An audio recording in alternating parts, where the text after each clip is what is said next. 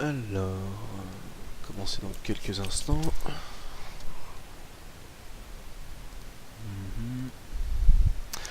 Alors, est-ce que vous pouvez me confirmer que le son et l'image sont ok par message sur voilà, sur le chat? Alors, voilà, l'image, ça devrait aller.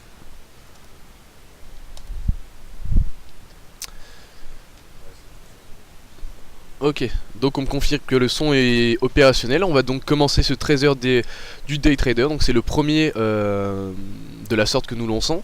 Donc en fait le principe est le même que le rendez-vous des scalpers. C'est un point mi-séance en fait sur les différents marchés que nous couvrons depuis ce matin. Et donc on va commencer par le DAX, l'actif que nous suivons le plus sur le forum DailyFX en tout cas. Et qui actuellement est plutôt intéressant à surveiller. Donc le DAX ce matin, comme annoncé ce matin, on a eu donc 150 points de hausse. 150 points de hausse et nous attendons donc actuellement un retracement. Il est actuellement dans un triangle symétrique de consolidation. La sortie par le haut, par le bas pourrait nous amener, nous donner en fait, si vous voulez, un directionnel assez fort pour la suite.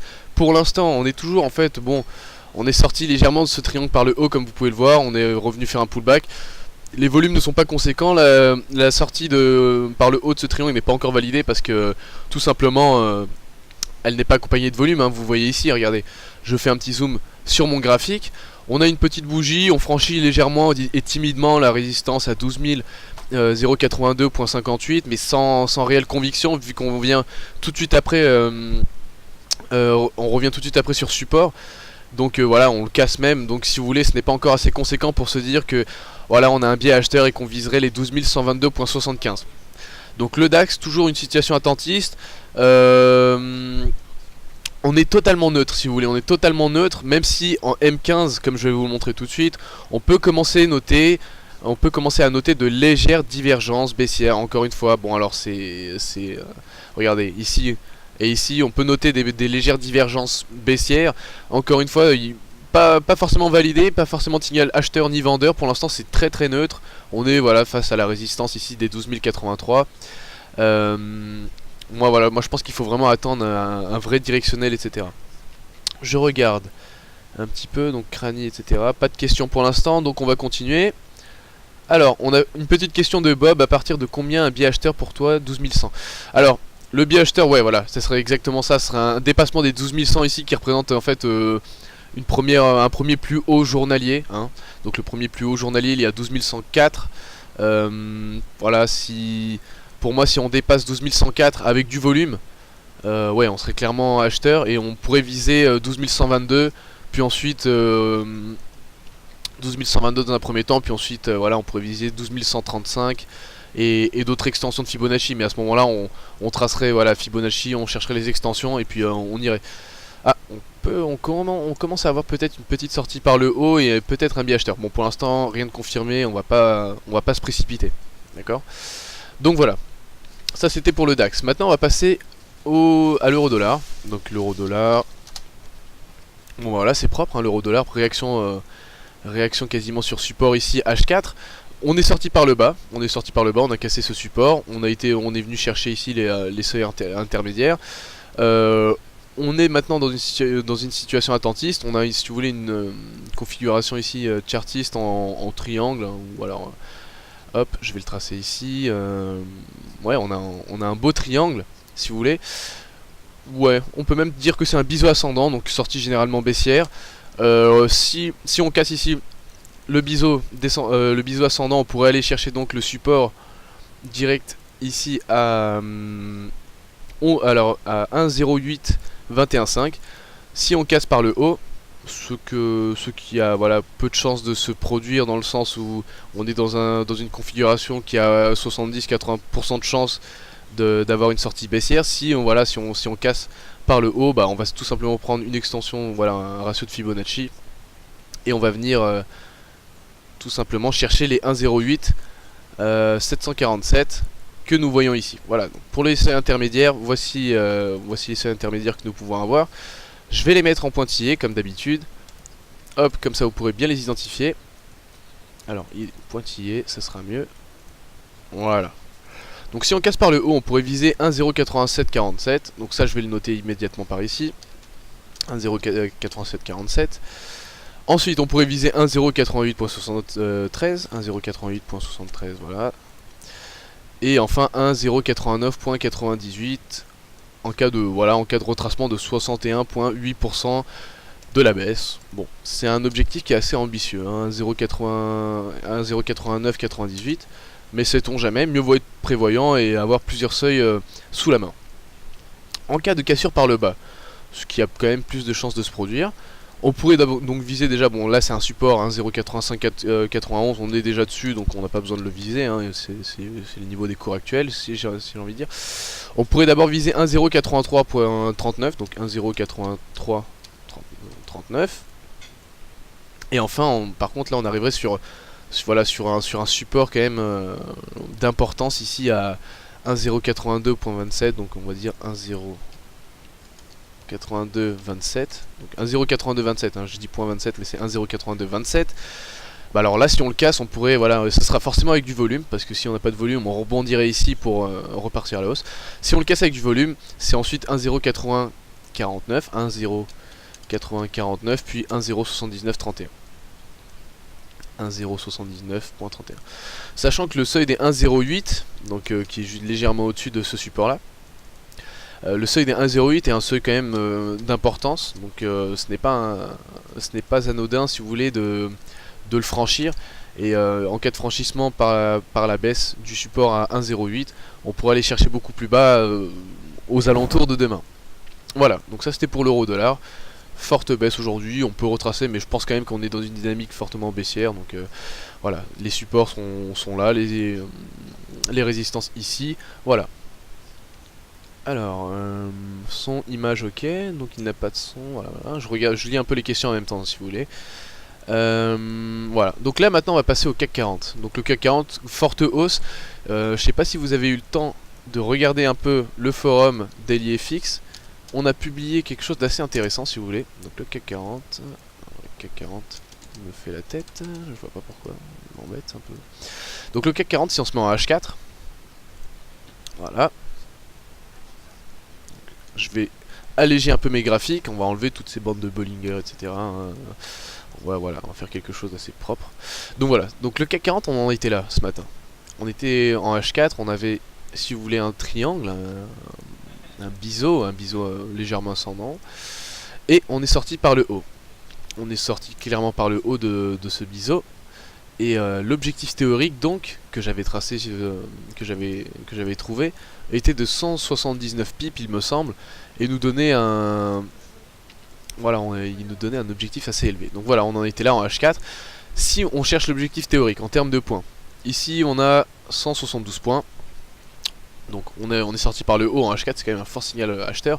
L'idéal, maintenant qu'on sait que c'est acheteur, ça serait d'acheter sur pullback ici, hein, autour des 5117.43, voilà, ça serait vraiment, ça je vais le marquer ici, voilà, ça serait point d'entrée idéal, point d'entrée même optimum, parce qu'on sait qu'on est dans une dynamique haussière, voilà, ça serait le point d'entrée optimum, voilà, c'est la zone des 5115, allez, voilà, 5115, voilà, je vous le marque, voilà. Donc maintenant si on cherche l'objectif théorique de cette sortie là, alors on cherche 172 points et on trouve les 5284, donc on va dire 5285. Bien évidemment c'est du swing, alors bon, ça c'est vraiment, voilà, ça sort un peu du contexte, etc. Mais je pense que c'était assez intéressant quand même de le noter. Et de savoir qu'on est dans une dynamique haussière jusqu'à 5285 au moins. Donc maintenant vous savez que le plan intraday serait plutôt, voilà, d'avoir un biais haussier, et serait plutôt acheteur, parce que la dynamique de fond est acheteuse tout simplement, d'accord. Donc maintenant si on repasse sur du M15, voilà, vous voyez qu'on n'a même pas eu le pullback ici, on part directement à la hausse. Il n'y a pas forcément de divergence à noter sur le RSI, voilà, au niveau des momentum. On est toujours acheteur, voilà, tout simplement. On peut tracer des seuils intermédiaires, mais là, honnêtement, le CAC c'est plutôt, c'est très directionnel, hein. Clairement, ça monte, et ça veut pas forcément retracer tout de suite. Alors on ne va rien anticiper. Après je pense quand même qu'il est un peu, si vous voulez, qui serait prudent d'attendre un retour, hein, voilà, sur un support pour passer acheteur. Mais après bon, chacun a ses stratégies. Avec un CAC directionnel comme ça, si on est un peu agressif, on peut clairement, voilà, se placer achat. Bon après moi privilégier toujours les retours sur support parce que c'est plus intéressant, je pense. Maintenant on va passer au dollar-yen. Dollar-yen, bon bah voilà, hein, comme l'euro-dollar, il a profité d'une hausse du dollar. Vendredi, post-NFP, on descend. On fait une baisse de 120 points et on retrace 129 points, 130 points, voilà. Donc si vous voulez, le dollar US qui a été vendu lors de l'annonce du NFP, bah en fait a tout simplement repris tout ce qui lui avait été pris à la baisse pour repartir d'une façon bullish et attaquer voilà la résistance à 119.97.3. Voilà, tout simplement, on a fait un point haut aujourd'hui à 120.061 qu'on va noter ici, on va le mettre en gras et on va le mettre en vert, tiens, parce que vert c'est assez... voilà. Voilà, bah c'est simple. Le plan est plutôt... voilà, bah voilà, la dynamique est haussière, donc le plan serait plutôt d'essayer d'acheter sur repli à chaque fois. Donc voilà, on est sur un support ici à 119.865. Qu'en penser? Bah alors, on va partir sur le chartisme pur, on va se mettre en M5, on va chercher des figures et on va voir ce qu'il y a à faire, d'accord? Donc ici, on a tout d'abord une résistance qui a été franchie, qui devient support à 119.92, je le note ici, 119.92. On a une résistance ici à 119.97.3 et enfin la dernière à 120.060. Voilà, c'est ici, tout est ici. On a tout, on va tracer 1, 2, 3 supports, on va chercher les niveaux ici, les supports. Donc on a un support ici à 119.865, un deuxième à 119.824 et un dernier à 119.747 comme l'avion. Voilà. Donc là, on est plutôt pas mal, on a bien quadrillé notre actif en intraday, etc. Voilà. Donc maintenant ce qu'on va chercher en fait c'est des configurations chartistes. Et ben voilà, on cherche une configuration chartiste et qu'est-ce qu'on trouve ici? Hop, on trouve tout simplement une sortie de biseau descendant par le haut, ce qui nous donnerait donc un scénario plutôt haussier. Voilà, regardez bien, hop, je fais ça, j'ai une sortie de biseau, objectif théorique de 10 points, hein. Bon 10 points c'est pas extraordinaire, mais 10 points ça nous fait quand même un objectif théorique à 119.97.3. Donc ce sera notre objectif, je vais le mettre ici comme ici, voilà, hop. Tout simplement, il y a 10 pips à prendre, voilà, il y a 10 points à prendre, donc on va quand même aller les chercher. Objectif, voilà, ça c'est noté. Et ça c'est notre objectif, voilà. Ça c'est pour le dollar-yen, donc voilà, dynamique fortement acheteuse, repli effectué, sortie de biseau par le haut, voilà. Et si on casse ici son support, on peut aller voilà invalider.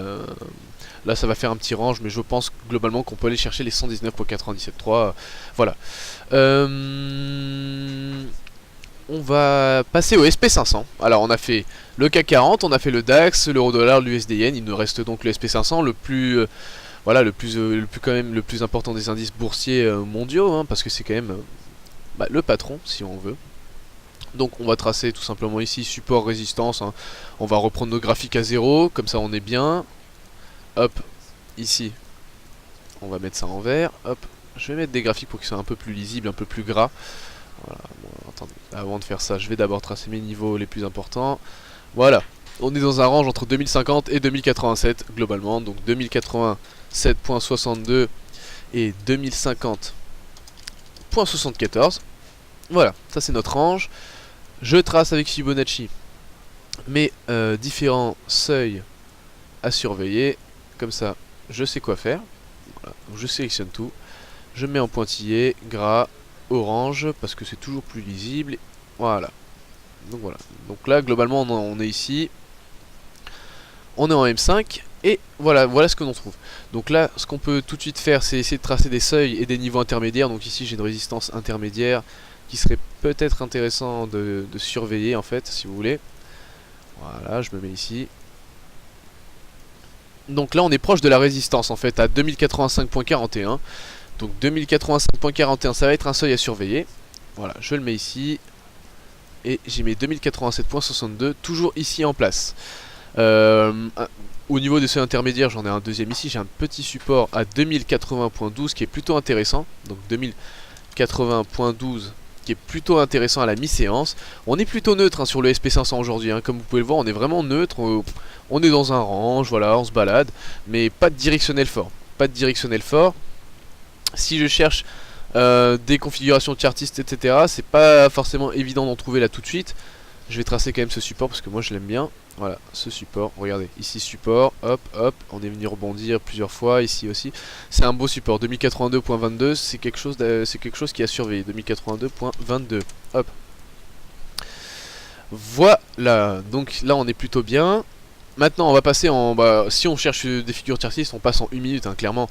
Mais voilà, comme vous pouvez le voir ici, on n'a pas grand chose à se mettre sous la dent sur le SP500. Voilà, c'est pas... c'est du range, hein, globalement on s'approche d'une résistance. Voilà. Ici on a 2084.94. On est, voilà, on n'est pas forcément dans quelque chose de très intéressant pour moi en journalier. Alors après chacun son plan. Si les gens veulent se placer en swing, ils se placent en swing, que ce soit à la vente ou à l'achat. Moi personnellement je suis totalement neutre, hein, parce que je ne vois rien de spécial à exploiter sur les SP500 là tout de suite. Voilà, je cherche une configuration de chartiste. Bon, il y a rien là, honnêtement, il n'y a pas grand chose à faire. Si vous voulez, on a ça peut retracer par ici, chercher 2082.22 avant de repartir, chercher 2084.94, mais c'est pas forcément intéressant de se placer là tout de suite. Voilà, ça c'est vraiment ce que moi je pense. Je vais donc prendre vos questions et terminer ce live qui arrive à sa fin. Donc ce point mi-marché, voilà, hein, si vous voulez, il a été très simple. Alors, au niveau des questions, alors on a The King 9, voilà, on a Luc, voilà, le son, donc ça c'est les commentaires par rapport au son. Alors, très bien vu ce nouveau flash 8h45, 13h, enfin des news sur le DAX, je vous envoie tous mes encouragements de réussite. Bah écoutez, c'est très gentil à vous, visiteurs, je ne sais pas qui vous êtes malheureusement, mais je prends vos encouragements avec plaisir. Bonjour, quelle unité intéressante pour valider un mouvement, exemple sortie de triangle pour du scalp. Alors, au niveau des... donc, très bonne question de Benoît, au niveau des unités intéressantes pour valider une sortie de mouvement, on a le M5 et le M15. Le M1 est souvent... voilà, donneur de faux signaux. Le M5 et le M15, si vous voulez, si on a 2-3 bougies qui clôturent au-dessus de la résistance, au-dessus voilà, de la résistance, etc. Voilà, on peut se dire que le signal est validé. Si on a 2-3 bougies avec du volume, c'est bon. Si on en a une ou deux avec très peu de volume, qui représentent voilà, 1 à 5 pips, prudence, parce que ça ne veut pas dire que c'est forcément validé. Voilà, donc Bob, le DAX bute sur les 12100, ça va casser. Ah bah ça c'est ce qu'on attend tous de savoir. Sébastien, vous prenez vos positions toujours sur pullback ou bien au franchissement de support résistance? Bah écoutez, c'est une bonne question Fabien. Franchissement de support ou résistance et ensuite pullback idéalement. Si y a un fort directionnel, stratégie agressive c'est de se placer directement sur la cassure. Si on est plutôt conservateur, qu'on voit qu'il n'y a pas forcément de volume ultra conséquent, etc., on attend un pullback, on se place, c'est beaucoup plus prudent et comme ça on voit s'il y a une invalidation du signal ou pas. Voilà, visiteur serait bien de regarder en journalier un W. Alors j'ai pas compris ce que c'est qu'un W, désolé. Si vous pouvez reposer votre question, j'y répondrai. Pertinence du M1 sur l'eurodoll. Donc la pertinence du M1 sur l'eurodoll. Écoutez, moi c'est vrai que l'eurodoll je suis plutôt sur du M5, M15, mais regardez, si on va sur du M1 sur l'eurodoll, c'est plutôt pertinent, hein. Si on affine notre triangle, voilà. Non, je pense que le M1 sur l'eurodoll se tente. Après c'est du forex, c'est pas de l'indice. Donc ça veut dire que si on casse une figure par le haut ou par le bas, bah, c'est comme c'est du forex, les mouvements seront moins propres et moins respectés. C'est toujours comme ça, alors que sur du DAX, on va sur du M1 ou du M5, on a une cassure avec du volume, on sait que c'est parti quoi. Là le forex souvent c'est plus hésitant, on va casser, fausse cassure, on revient. Donc voilà, moi honnêtement le forex, le M1 je suis pas trop fan, je suis plus M5, M15. Ces lives sont-ils enregistrés pour les revoir plus tard? Oui, bien sûr, ils sont enregistrés, diffusés sur YouTube. Le replay est diffusé généralement entre 10 et 20 minutes, le temps de le mettre en ligne sur DailyFX, sur le forum, sur Twitter, sur le Facebook. Donc c'est pas un souci pour le revoir, il y a des replays. Et ça sera d'ici, voilà, dès que je termine l'émission, d'ici 10-15 minutes, ça sera en ligne. Alors, merci bien. DAX qui tout double, soit en retrace, soit en explose fort, exactement. Donc Jonathan, il l'a très bien dit, c'est qui tout double. Voilà.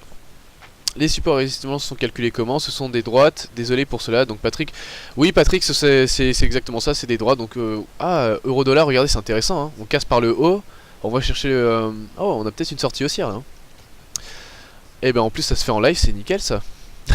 Écoutez, bah là, écoutez, là je pense qu'on a peut-être une sortie par le haut et on pourrait aller chercher les 1,088.73 et 1,089.98. Je vais tout de suite noter objectif 1,0893.